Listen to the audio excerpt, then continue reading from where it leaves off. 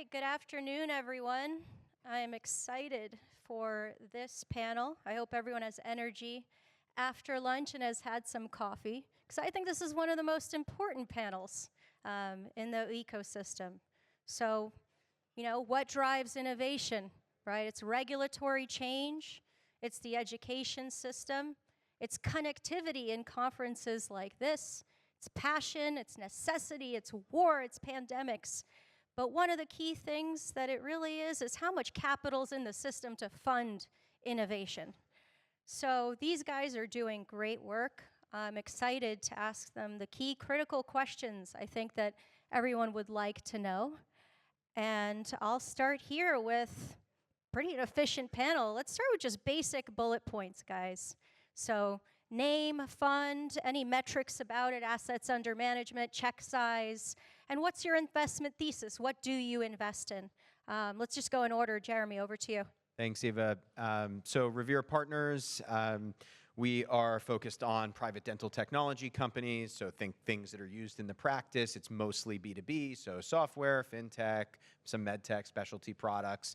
We'll look seed to Series B, but we mostly focus on Series A. We're raising our third fund now, $100 million fund. We're between 45 and 65% subscribed. Currently, $2 to $3 million average check size is up to $5 million in a lifetime into the company. Shawn Cousins, PDS Health. I'm an investment manager for the company. Obviously, we're not a venture capital firm. However, we have co-invested along with some of my co-panelists here. Our investment thesis is primarily centered around the mouth-body connection and how we can further integrate the medical dental advancement.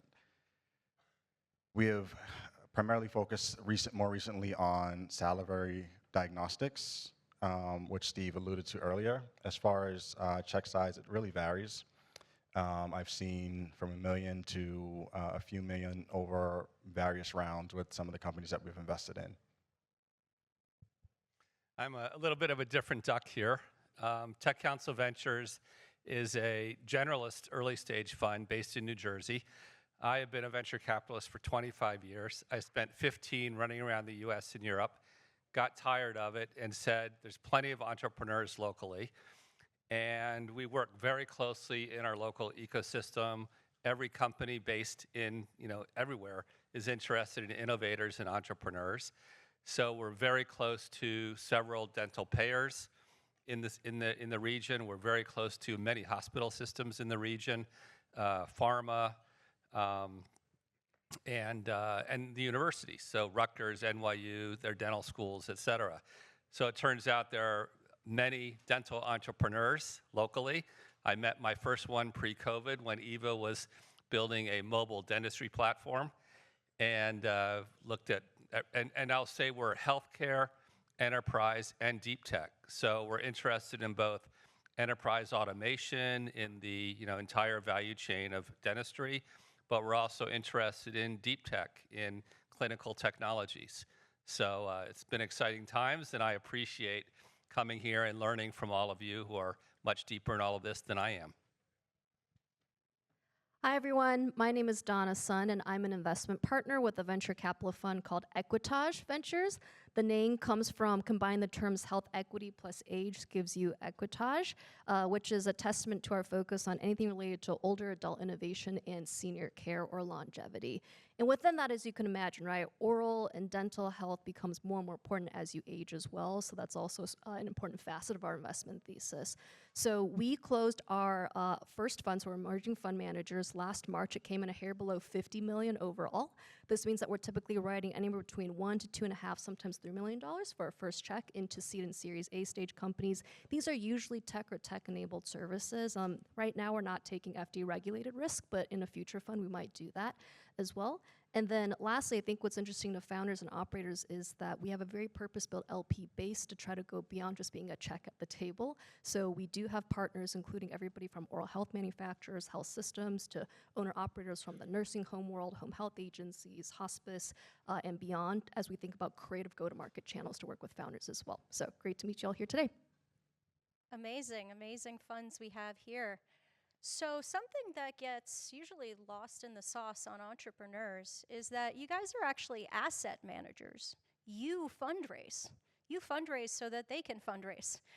So, who is giving you funds? What's the money behind dental types of entities, and why do they invest in your companies? And also, how does that constrain your thesis of what you can invest in, right? You're doing it on behalf of LPs or others. Let's go backwards. Sure. I guess I went ahead and sort of answered your question at the end when I talked a little bit about LP-based composition. So I think the most obvious constituent here that's in our LP-based and advisory network is definitely our partners who are more on the oral health products and manufacturing side there. So we work very closely with them. Sometimes we look at co-investing. Other times it's a strategic fit for that partner, but not for us. And so, we're still happy to find opportunities there. And then again, other players like health systems, we've got payer LPs like MA plans as well. And then senior living, like not very many people think about that as a go-to-market channel, but they're hungry for good geriatric-related oral health solutions and services as well, right? So we're very happy to think creatively about how to deploy and iterate on different products there as well.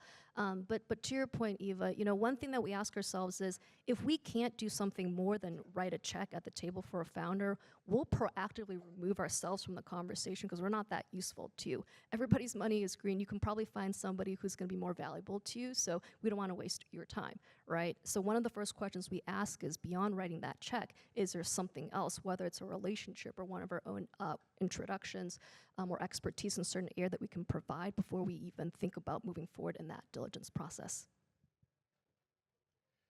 As a regional fund, I will say most of our investors have some affinity for the region. So I didn't mention, we raise basically $50 million funds. We're currently investing Fund 3. And we have a mix of individual and institutional and corporate investors. So we have, investment in the fund from hospital systems, payers, other institutions locally. We have investment in the fund from the state. And we have a lot of individual investors who are, business leaders who a lot of them want to play with us. So we create vertical industry advisory boards with some of the individuals. So we're guided. I would say we don't invest. What we sell is a trifecta of return, community investment.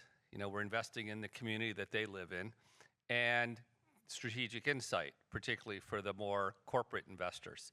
So that's what we're selling. I'll say, we're sort of driven by return, and we discuss our themes a lot with our partners. And they guide our themes, they guide our sort of diligence, and they can certainly help with partnering when we make investments. So, Shawn, you get money from Papa Thorne, right? Yeah, Steve Thorne is our investor, our LP. So we don't have necessarily a defined investment budget that we use to deploy capital. We are more opportunistic with how we deploy capital for our investments. Typically, it's how can we further advance PDS's operations, or how can we advance towards the dental medical integration that I mentioned earlier. So unlike my counterpart, we're not driven by returns. For us, we define success as how can we, again, advance PDS's mission towards our 10-year vision.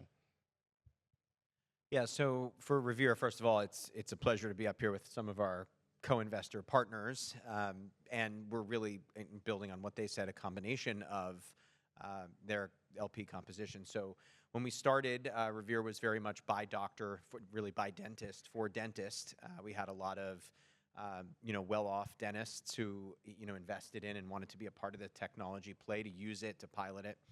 We built from there to dental and then healthcare executives. We went from there to corporate investors and then to family offices. I believe we have 19 invested in our funds to date.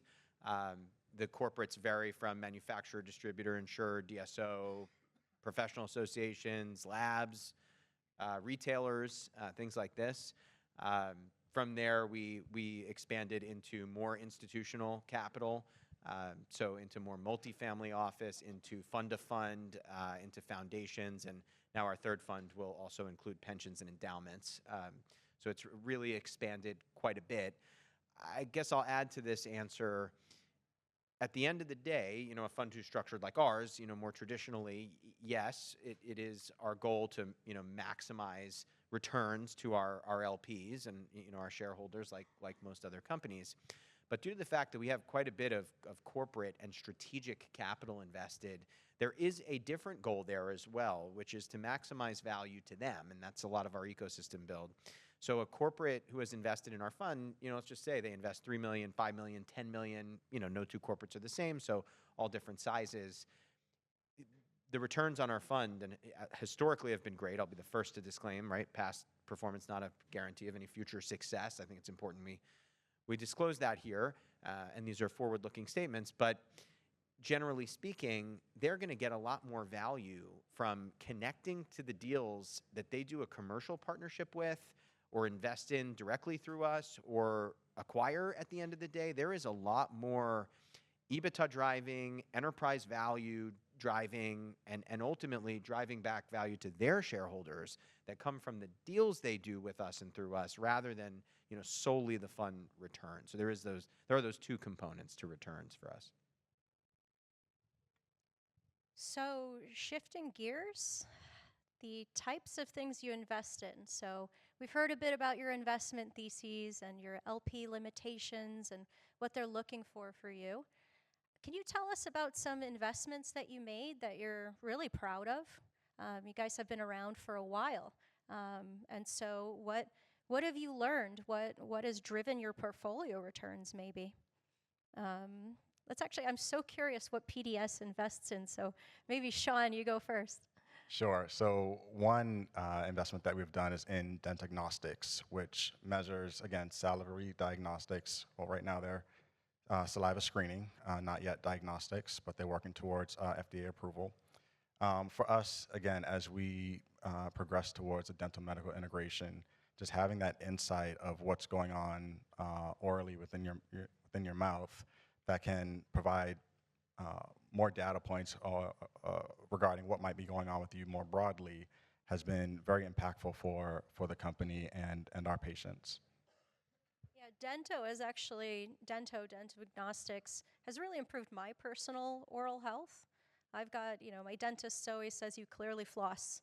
I even went to the dentist on my birthday, which tells you a little bit about how much I like dentistry. But I actually got my score from Dento, right? It gives you an objective score of your oral health. It was pretty bad the first time. I was pretty embarrassed by my PDS friends. And then gradually it kept going down. I got better oral health products. I made sure not to skip any flossing. I learned about other condition I had that complicated it. So these technologies that you're investing in are actually changing lives. And that's what I love about it. So I just want to echo that one because I had a personal experience with it. Glad the experience was great. Yeah. Jeremy, what do you invest in? Sure. I hate playing favorites. It's my least favorite part of the job. We've invested in 47 companies. We've sold 7 of them. Some of the, I think 2 examples here. So one would be Pure Logic, Arizona-based. They're in conversational intelligence. They're intermediating that conversation between the front desk and the patient, helping to optimize the results of that. In other words, better scheduling, better case acceptance. It's really conversion rate optimization, really, off that phone conversation. Right place, right time with the AI revolution that we're in.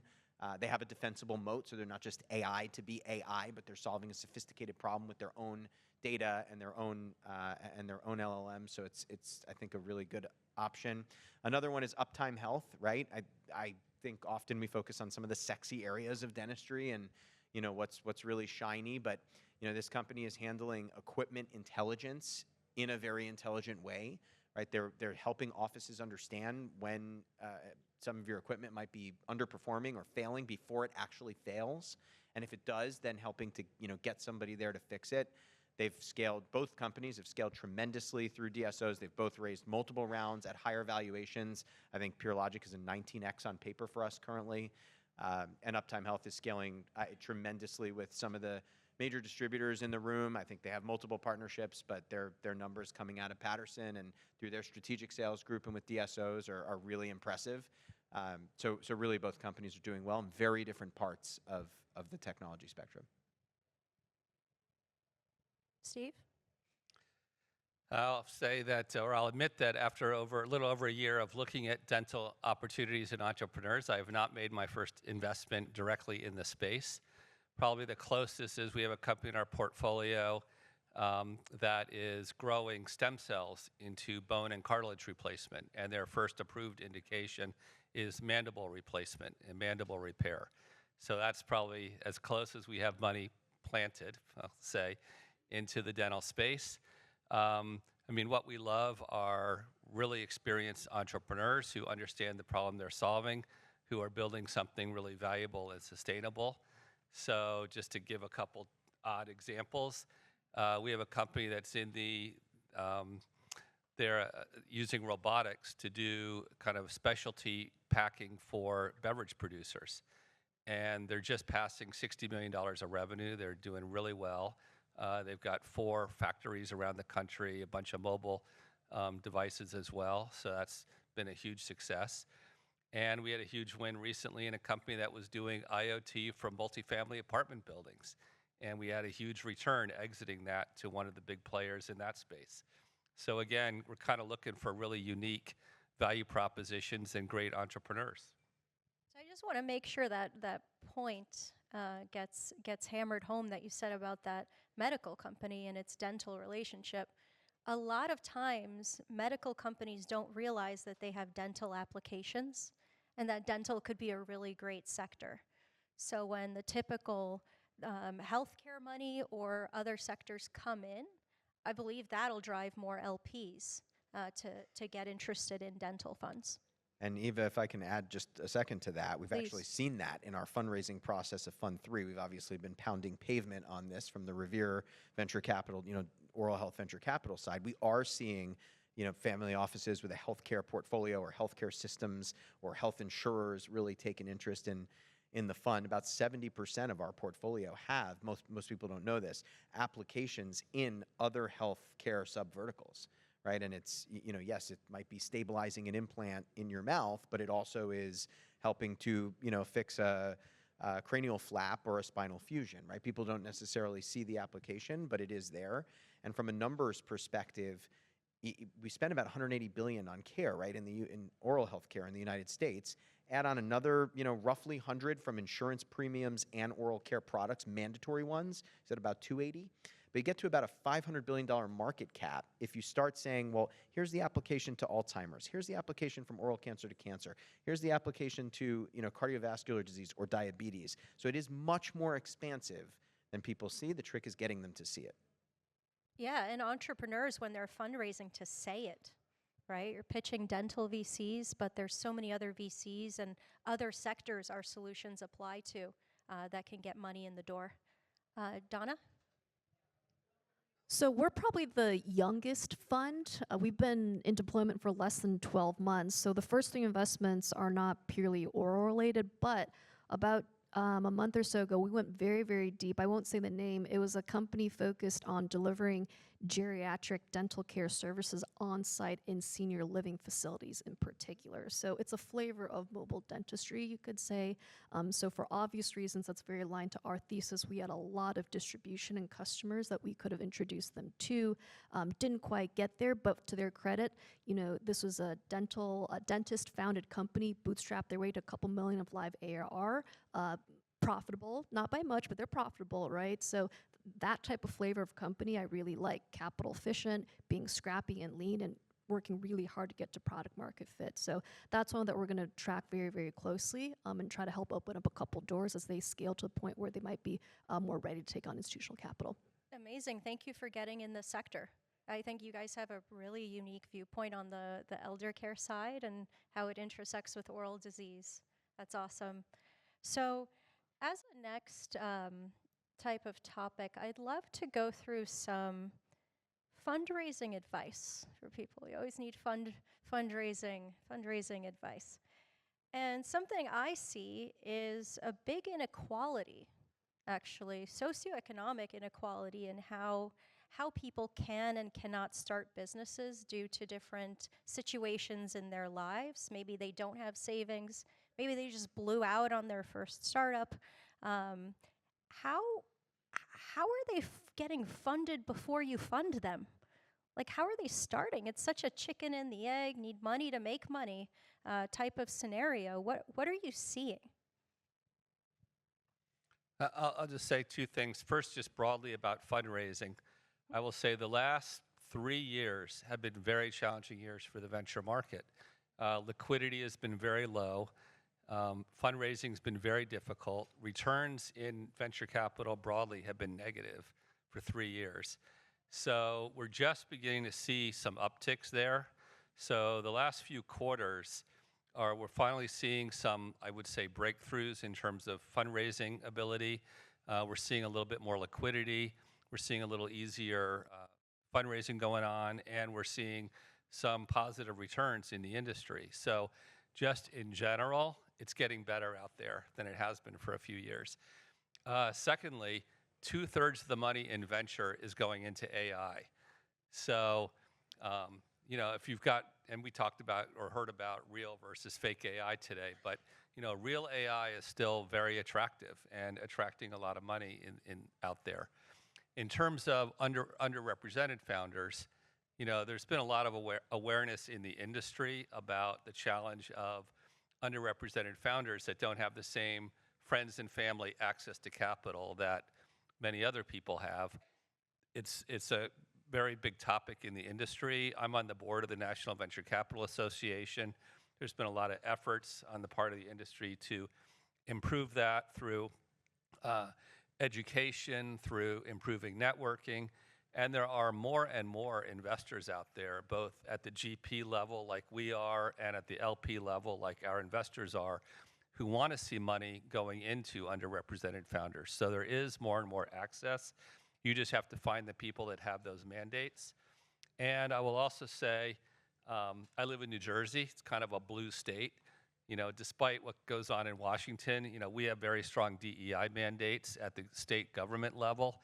So there's a strong amount of state government money to support underrepresented founders as well. So.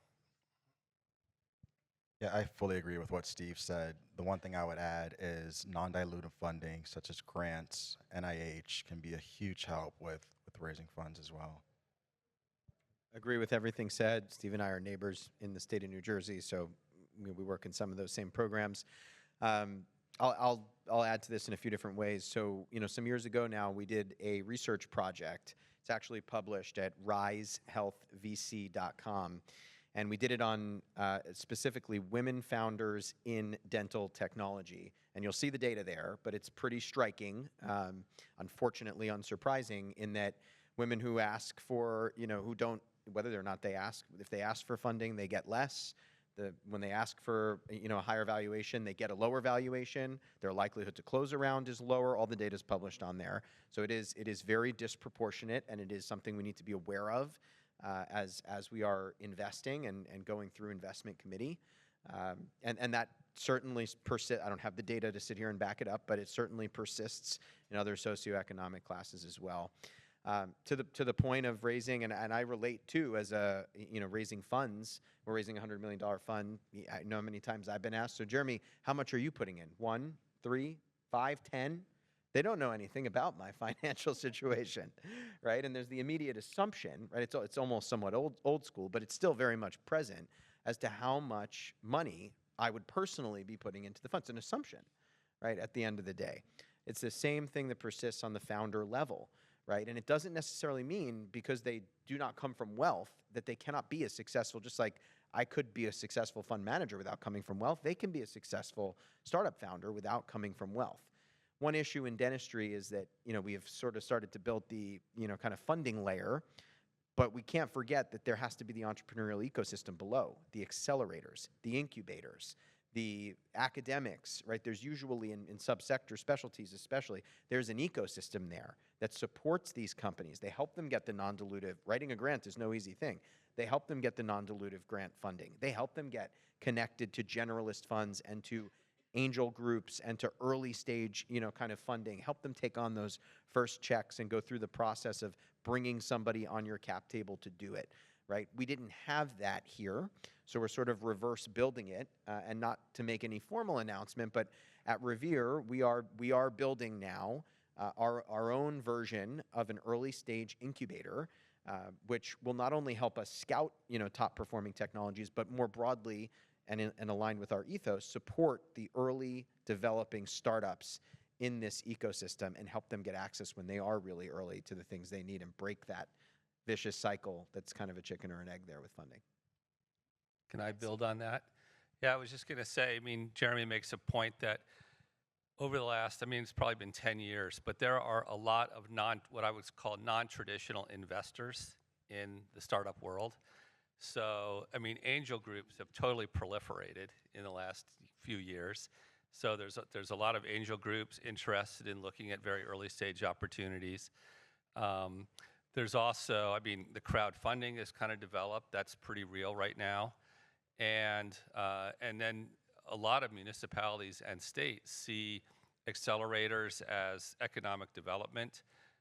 So this has gone on pretty nationally, but there are many very early stage accelerator opportunities. And there are companies that will move from accelerator to accelerator for several years and basically be supported for a few years in developing their opportunity. So there are more and more pathways to that early stage funding these days.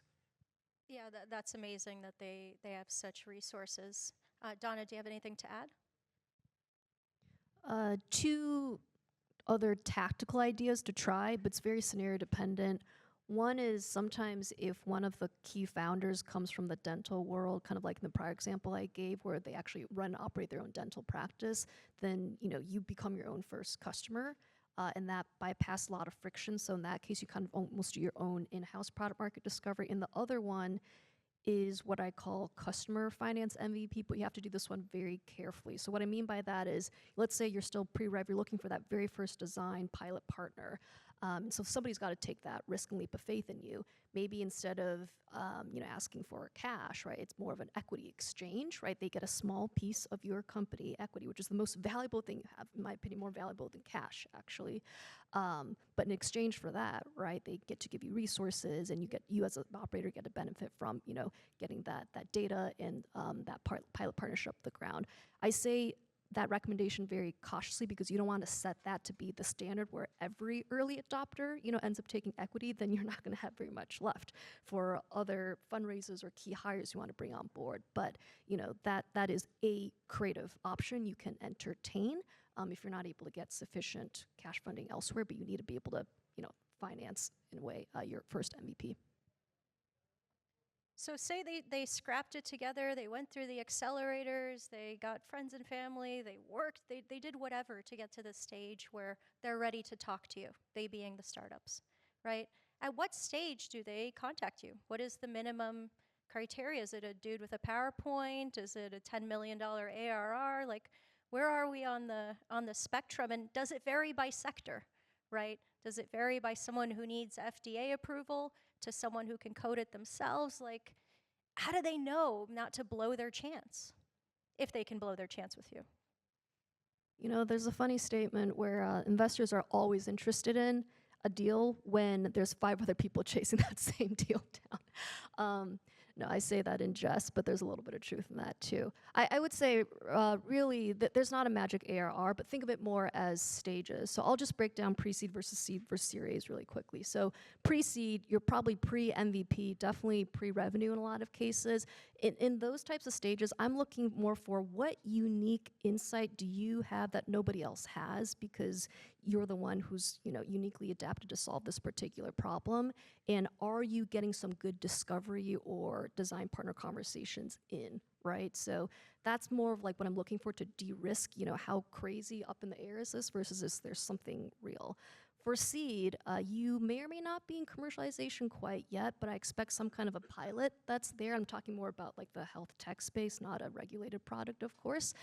So you probably should have your first, maybe second design partner that's there. Sure, there might be a little bit of pilot revenue, but I should see this thing work and somebody should be willing to pay for it. So that's my first signal that this product market fit is what I'm looking to try to de-risk as seed. Again, that's not tied to an ARR, but I want to know the quality of that customer and any early, let's say, engagement, retention, efficiency data, even if it's only the first 3 months of deployment.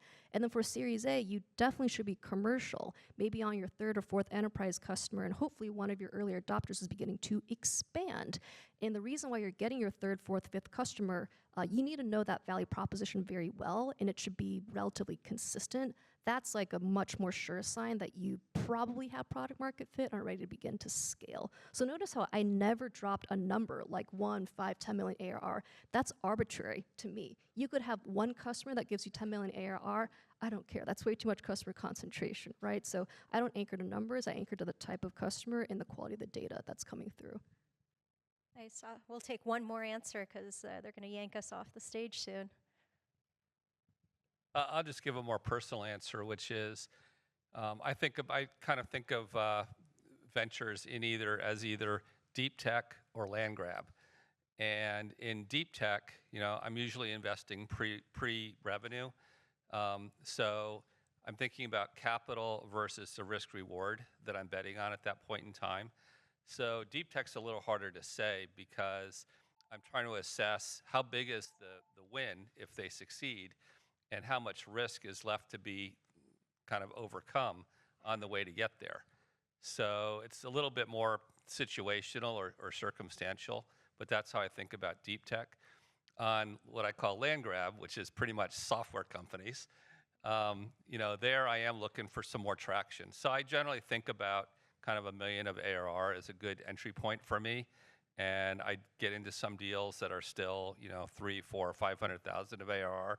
But that's just kind of, for me, where I think about an entry point. Perfect. Maybe you guys quickly, because they're really important answers. Yeah, attracted to movement, I would say, more than anything else, right? It's not a number, like Donna said, but we want to see that month over month, quarter over quarter, that growth is there, right? Whether it's, 15%, 20%, 25%, but it's, usually somewhere in that ballpark. And for us, we want to see that human capital expenditure be basically maxed out, right? They have the revenue opportunities lined up and many that they're working on currently. They cannot get to the next integration or to the next revenue stream until they get more funding to increase, the human capital or technological capability of their company. Yeah, fully agree with demonstrated willingness to pay, not just use the product. But for PDS, typically, our agreements will include both an investment as well as a commercial agreement.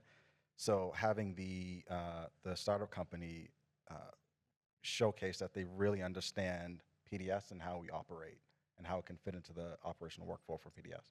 And we co-invest, and I want to just say how important that is for us to the point of chasing deals, for us to come into a deal with a strategic who is also commercially rolling out, right, or working with the company to test them or pilot them or give feedback to them or just generally drive commercial revenue. That's a very important component to co-investing. Perfect. Thank you, everyone. That was truly informative. Appreciate it. Applause.